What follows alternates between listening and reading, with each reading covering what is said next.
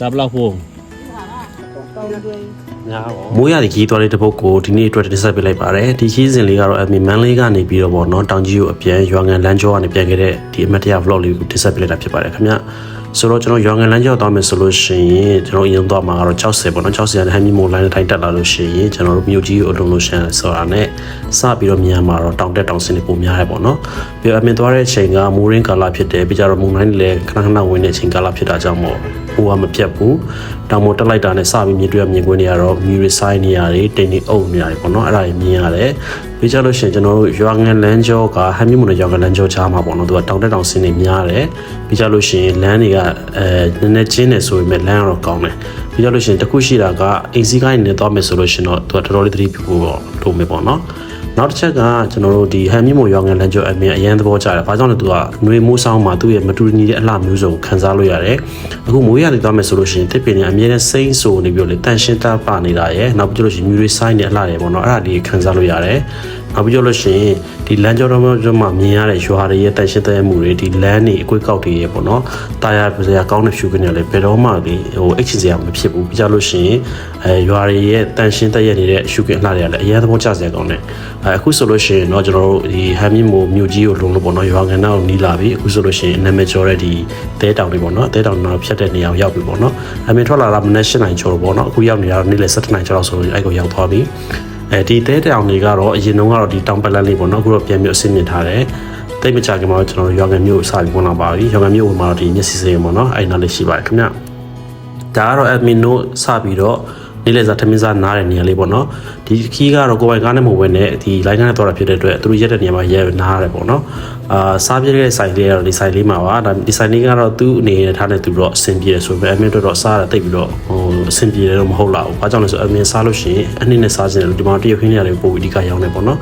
နောက်ပြီးလို့ရှိရင်ဆန်ကတော့နည်းနည်းလေးမဟာလို့ပြောရမယ်ပြီးကြလို့ရှိရင်တော့ admin တို့အဲ့ကနေနားပြီးတော့ခီးဆက်ထွက်လာခဲ့တယ်လမ်းမှာကားစီရောက်တော့ပေါ့နော်အမေကဒီမိုးရင်းလေးဖြစ်တဲ့နေရာမြစ်တို့မှုတို့တွေဝယ်ခြင်းလို့ပြောထားတော့သူကမှုတွေရောင်းတဲ့နေရာရောက်တော့ရပ်ပေးပါတယ်ခင်ဗျဒီနှစ်ထွေးကိုတွေ့တဲ့တော့မကောင်းဘူး ဒါဘလား Ja, toch. ဘုရားကဟာပြော ဒီဟုတ်တယ်နော်ဖူးပါဒါဘလား Ieder. အဲ့ဒါတော့ထိုးရတော့ဦးကြတော့ ဒါဘဒါဘလား Ay, igual es vos. တယောက်ထဲစားမှာ ဒီမှာယူမလေးတွေ့ ဘလောက်စီရည်လဲ Nene, guarda, le diré. ဘူးတွေ့ဘူးတွေ့ဘူး မိုးရသည်မှာဆိုလို့ရှိရင်လေကျွန်တော်တို့ရွာငံနဲ့ဟန်မီမိုတချို့ကြားမှာရှိရွာတွေမှာဆိုလို့ကျွန်တော်မှုတို့မြင့်တို့ပြကြလို့ရှိရင်တငင်းတီးပြီးလို့ရှိရင်ထောပတ်တီးပိန်းနဲ့အစုံရောင်းနေပေါ့နော်ဒါပေမဲ့ဈေးလေးတွေကတော့တသက်နဲ့မတူတဲ့အတွက်စစ်ကြည့်ဖို့တော့လိုမယ်ပေါ့နော်အဲ့ဒါတခြားသတိပေးလိုပါတယ်ဒါကတော့ကျွန်တော်တို့မြန်ရွာနားမှာရှိတဲ့နာမည်ကျော်တဲ့ဈေးတန်းပေါ့နော်ရွာငံဈေးတန်းမှာပြကြလို့ရှိရင်ရွာငံရဲ့နာမည်ကျော်တဲ့ယူကလစ်တန်းတွေပေါ့နော်အဲ့ညဖြတ်လာပြီးတော့ကျွန်တော်တို့မြိုင်စံပြကျွော်ရွာရောက်ရှိလာပါတယ်သူကတော့ရွာကြီးတစ်ခုတသားပေါ့နော်ရွာကြီးတစ်ခုတသားဖြစ်တယ်ပြီးပို့ပြီးတော့လည်းစီးတယ်ပေါ့နော်အဲ့နေရာကိုဖြတ်သန်းပြီးတော့နောက်ထပ်ရောက်ရှိလာနေရကတော့ကျွန်တော်တို့ဒနုဒေတာရဲ့နာမည်ကျော်ခီးသွားအများဆုံးလာကြတဲ့ကျွန်တော်မင်းမင်းတောင်ပေါ့နော်အဲ့မင်းမင်းတောင်ကိုဖြတ်လာခဲ့ပါတယ်ဒီနားမှာလည်းအရင်နဲ့မတူဘဲနဲ့ဈေးတန်းလေးတွေတော်တော်များများရှိနေပေါ့နော်ပြကြလို့ရှိရင် coffee ကားလေးတွေတွေ့ခဲ့ပါတယ်ခင်ဗျကဲအခုဆိုလို့ရှိရင်နောက်ထပ်ဒီကျွန်တော်နာမည်ကျော်တဲ့ယူကလစ်ပင်တန်းနေရာကိုလည်းထပ်ပြီးရောက်လာပါပြီယူကလစ်ပင်တန်းကိုရောက်လို့ရှိရင်တော့နည်းနည်းပါသတိပါဘာကြောင့်တချို့တွေအဲ့ပုံမှာခဏခဏပေါ့နော်တက်ဖို့ဆင်းရဲကြလို့ရှိရတဲ့အတွက်ကားမောင်းလို့ရှိရင်သတိထားပါတယ်ခင်ဗျပြီးရွာငံလမ်းတစ်ကျောမှာအမြဲတမ်းစိတ်ချမ်းသာစရာကောင်းတာပါလဲဆိုရင်လမ်းဘေးဝဲရမှာမြင်ရတဲ့ဒီတီးပင်စားပင်နေတဲ့ပေါ့နော်ဒီ site ခင်းတွေအလှပေါ့နော်အဲ့ဒါကတော့အမြဲတမ်းစိတ်ချမ်းသာတဲ့နေရာဖြစ်တယ်ဒီတစ်ခါရွာငံနေပြန်တော့ကျွန်တော်ဘယ်ဖက်လန်းလာခဲ့ဆိုလို့ရှိရင်ကျွန်တော်ကျုံကနေပြီးတော့ပေါ့နော်ပြီးပွေးလာဆိုတဲ့မြို့လေးဘက်ကိုပတ်ပြီးတော့သွားတဲ့လမ်းပေါ့နော်အမြဲတစ်ခါမှတော့မရဘူးဒီတစ်ခါမှပထမဆုံးရောက်ပူတာပေါ့နော်အဲ့ဒီနေရာရှုခင်းကိုပထမဆုံးမြင်ရတဲ့အခါအရန်ကိုသဘောကျတယ်အရန်လှပြီးအေဂျင့်နေဆိုတဲ့ခန်းစားချက်ကိုရတယ်ဒီပွေးလာဆိုတဲ့မြို့လေးကတော့မြို့ကြီးတော့မဟုတ်မြို့သေးလေးပေါ့နော်သူဟာနဲ့ချစ်ချစ်လေးလေးနဲ့စီစီကားကားလေးဖြစ်နေမြို့လေးလို့ပြောရမယ်နောက်ပြီးကြလို့ရှိရင်ဒီကြောမှာရှိတဲ့မြင်ကွင်းတွေကလေရှေးဟောင်းနဲ့ဒီဘက်ပေါ့နော်ဒီဒီလေးပုံစံမျိုးတွေနဲ့ရောနှောဆောက်ထားတာကိုတွားပြီးသတိထားမိတယ်ပေါ့နော် နောက်တစ်ခုကဒီပွေးလာနဲ့ထွက်တဲ့စီလမ်းတကြောမှာဆိုလေရွာလေးတွေရှူခဲ့တယ်အရန်လှတယ်ပြီးကြလို့ရှင်တောင်ပေါ်တောရချောင်းတွေရေရွက်ချောင်းတွေအလှနဲ့လေတော်တော်လေးမှစချမ်းသာစရာကောင်းတဲ့နေရာလေးပါဒါပေမဲ့တစ်ခါတည်းကြလို့ရှင်တော့ဒီနေရာကိုသွားမယ်ဆိုလို့ရှင်ကိုကကြီးလမ်းကြောင်းမှာ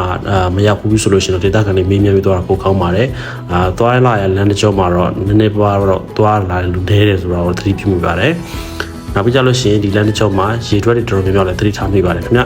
အခုအမြင်သွားတဲ့အချိန်မှာတော့သူကလေမိုးကုန်ခန်းကြီးဆိုတော့လမ်းဘေးတစ်ဝဲတဲ့တစ်ချောင်းမှာမြင်ရတာပါတယ်အများဆုံးလဲဆိုလို့ရှိရင်ကျွန်တော်တို့ဒီဆေးဖော်နေတာတုံးနေပေါ့နော် Marigo Banking ပေါ့နော်မမခေါ်ဆိုလို့ကျွန်တော်ချစ်တီးပန်းနေပေါ့နော်အဲ့ဒါတွေကိုလမ်းဘေးဝဲရမှာတွေ့ရပါတယ်ပြီးကြလို့ရှိရင်ပွေးလာနေကျွန်တော်တို့ဒီပေါ်ဆိုင်လမ်းမှာပေါ့ပြန်ချိတဲ့လမ်းမှာရှေ့ရွာတဲ့အရှုခင်းနဲ့တော်တော်လေးလာတာအရန်စိတ်ချမ်းသာဖို့ကောင်းတယ်ပြီးကြလို့ရှိရင်သူတို့ရွာကိုကြည့်လိုက်လို့ရှိရင်လေတိတ်ဆိတ်ပြီးတော့လေဟိုစိတ်ငြိမ်မှုအပြည့်နဲ့လေတော်တော်အေဂျင့်မှုခံစားရတယ်ဆိုတဲ့ feel ချက်ချင်းတန်းရတယ်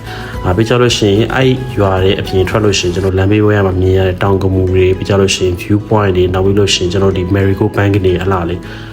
ကပြားဆန်းတယ်အရန်ကိုမှလေသဘောကျစရာကောင်းတယ်အခုဒီတောင်ကျွတ်တဲ့လမ်းမြင်တယ်ဟိုးမှာတည်ထားတဲ့ဖရားပေါ့နော်အဲ့ဖရားကိုလမ်းမြင်ရတဲ့ဟာတယ်ပြီးကြလို့ဒီလွင်ပြင်းချိုးမှရှိတဲ့စိမ့်ဆိုနေမြင်ပွဲပေါ့နော်အရန်တာရတယ်အမေအခွင့်အရေးကြုံတော့ဒီနေရာနောက်တစ်ခေါက်ထပ်တော့စဉ်းစားထားသေးတယ်ဘာလို့လဲဆိုတော့ဒီက view တွေအရန်လှလို့ပေါ့နော်မိုးရင်းနဲ့ဖြစ်တာလဲအရောက်ဒီ site ခင်းတွေရဲ့စဘာတွေရောစိမ့်နေတာရောတောင်ရတဲ့စိမ့်နေရောပြီးကြလို့ဟိုတစ်ခွက်ဒီတစ်ခွက်တွေ့ရတဲ့ Marigo Bank ဝဝကြီးရဲ့အလှလေးဘာနဲ့မှဟို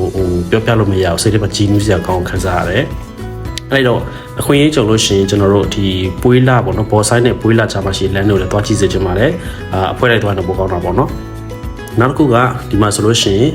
ရွာစဉ်ဖြတ်လို့ရှိရင်ရွာလေးရလူကြီးတိတ်တောင်တိထားမိတယ်ပုံမှန်ဆိုလို့ရှိရင်တော့နေ့လည်နေခင်းဆိုလို့ရှိရင်တောင်အောင်သွားတဲ့လူများတယ်ပေါ့နော်ရွာထဲမှာကြံခဲ့တဲ့လူကတက်ကြီးရွယ်ဟိုနဲ့ကလေးလောက်ကြံခဲ့တယ်ဆိုတော့အရာလေးရှိတာပေါ့နော်အခုဆိုလို့ရှိရင်ကျွန်တော်တို့ဒီပွေးလာနေပေါ်ဆိုင်ကိုချိတ်တဲ့လမ်းမပေါ်ပြန်ရောက်သွားပါပြီဒီလမ်းဘယ်ကိုသွားလဲဆိုလို့ရှိရင်ကျွန်တော်တို့ဟဲဟိုးဆိုတဲ့မြို့ပေါ့နော်ပြန်ချိတ်တာပေါ့နော်လမ်းမှာလည်းမှုတယ်လေးတွေတို့ထပ်ပြီးတော့ဆင်းဝေခဲ့ပါတယ်ခင်ဗျ ဘုကဘာသာရောက်နော် ကိုဘက်ကပါသားတော့ အဲ့ဆိုတော့တော့ထောက်ပြလိုက်နော် ပြီးတော့ဦးတောင်းဆိုတန်တောင်းဆိုတန်ပြီလေ အကွာရှင်းလို့လေ ခဲရတယ်ကိုကရှာဖို့လည်းမလွယ်ဘူး တကောင်သုံး ဒါလေ တခါတလေတော့ဒီလိုလမ်းမှာပေါ့နော်ဒီတောကောင်သားတွေရောင်းတော့တွေ့ရတဲ့အမြင်ကတော့အာမပေးပြခဲ့ဘူးအဲ့ရနဲ့ဆက်မောင်းလာခဲ့ပြည်တော်စီလမ်းမကြီးပေါ်မှာရှိတဲ့ဟဲဟိုမျိုးရောက်ရှိခဲ့ပါတယ်ခင်ဗျာဟဲဟိုမျိုးနဲ့ဆက်မောင်းဝင်လာခဲ့လို့ရှိရင်အမြင်နောက်ဆုံးနေရာလေးဖြစ်တဲ့တောင်ကြီးမျိုးရောက်ရှိလာခဲ့ပြီဖြစ်ပါခင်ဗျာကဲဒီ vlog လေးအဆုံးထိအောင်ကြည့်ရှုပေးတူဒီရစင်အထူးပဲကျေးဇူးတင်ရှိပါတယ်ခင်ဗျာကျွန်တော်ကတော့ဒီမှာစမယ်အမေကိုလို့ဖြစ်ပါတယ်ခင်ဗျာ